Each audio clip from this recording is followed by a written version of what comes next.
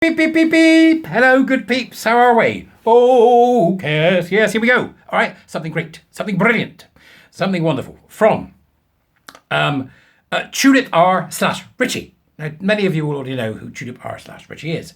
So today we have an article from Tulip Substack, which he's described, quite rightly so, as a reflective essay. Okay, so come and be a warrior. Come and join us, right? And buy me a coffee, share. But share this one. Share this one in particular, right? Ooh, this is good. Right, so he's written on his Substack, links for you in the dupers as usual, all there for you.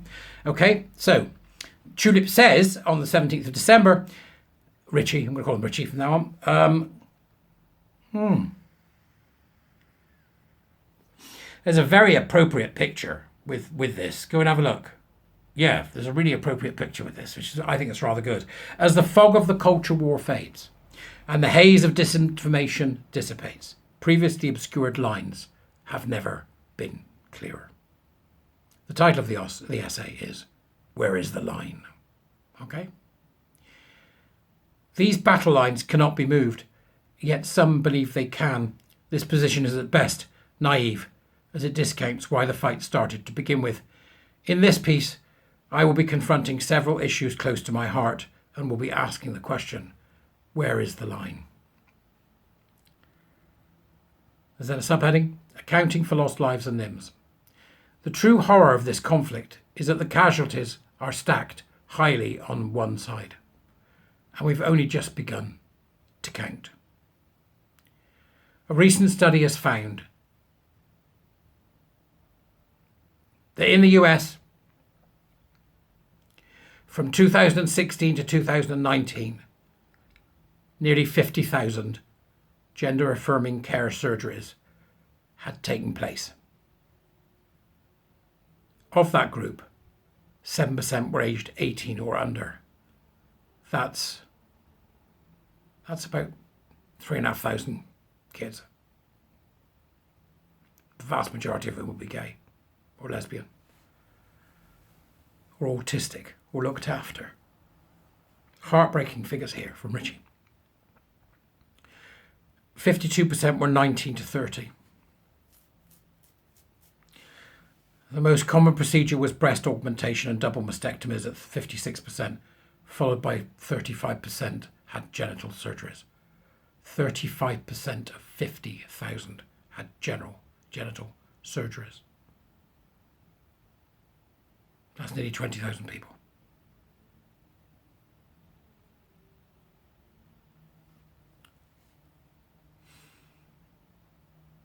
Bear in mind, Richie has then provided the images of the documentation. Bear in mind these numbers are only for those years pre-lockdown and only for the US. Once we factor in the rest of the world, as well as the last decade, only then can we truly begin to see the scale of destruction at hand. However, the predominant belief is that all these people are living their best lives, but hard data says otherwise. As confirmed in the 2011 Swedish study, someone who transitions is 17 times more likely than the general public to die by their own hand, increasing to 19 times once they have surgeries.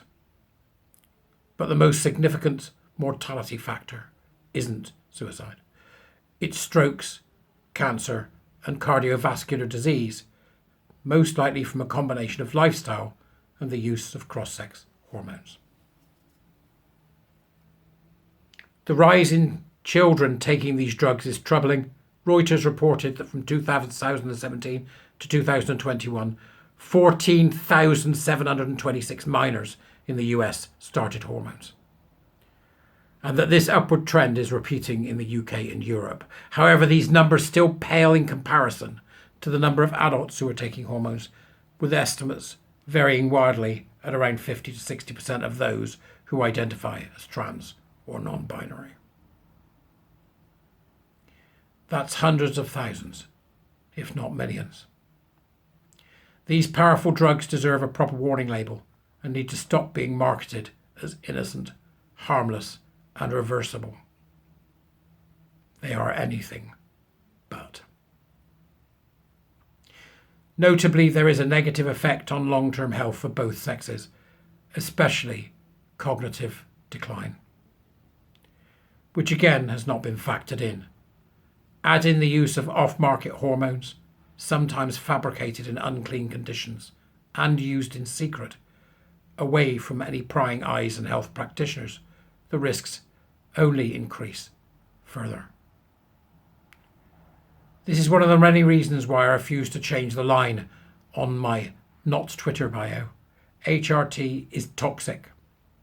The attack on the body is severe, and even if you take the correct sex hormone, it's still no substitute for the body's natural production and regulation. I think it's important to mention here at this point that Richie is talking from obviously a detransitioner's view, from the use of hormones for the purpose of transition, for the purpose of this building of a simulacrum, a false body, for the building of the cosmetic surgery, the 100% failure rate. Richie's coming at this from that angle. I don't think for one second what Richie is saying here is that hormone treatment that's available to women should not be available. I don't think that's what he means at all, right? I think that's a separate thing, right? We know that hormone treatment for women is invaluable. So that's not what, right? He's saying HRT is toxic, but he's doing so through the lens of a detransitioner. So I don't think, and I wouldn't want for one second anybody else to think that the need for hormone treatment for women is something we should discard. It's not, because in many cases it really does change a person's life. So just as a caveat there, perhaps Richie can clarify for me. What I don't think Richie means there remove hormone treatment from women. I think he's saying that there are correct reasons to use the hormone treatment within the female population who need it, and transing people is not one of them. But I'm sure Richie will put me right on that if he needs to on Twitter. So I'll continue. The counter-argument is alleviating the psychological stress outweighs the physical risks. Yeah, I don't think the risks have been properly weighed. And yes, these surgeries are destructive, and I'll repeat something I said months ago. If it was banned globally, I wouldn't lose a wink of sleep. It should be reserved for the most extreme cases, the most persistent, screened and cared for, but even asking for this isn't a sign of health. Nothing is not better than something, and that's what many of us are left with, a sex which has been lobotomized through scalpels and hormones. Long-term, unbiased research, as well as caution, is desperately needed. I will not be moved from this line. This is the opening salvo of an extraordinary article which has much more to offer and is rich in research, personal reflection, and quite frankly, logic and common sense. Go and read it. To not do so is a disservice to Richie. Okay? To not do so is a disservice to Richie. I think it's an important article. I should be bookmarking that. I may even add it into my teaching program because I think it's that important. It's got its reference there, but also there is the personal reflection of somebody who has detransitioned and has been through the horrors of the 100% failure rate that is gender affirming care. Okay? So go and have a look. Please do read it. Thank you very much for watching. I'll see you later.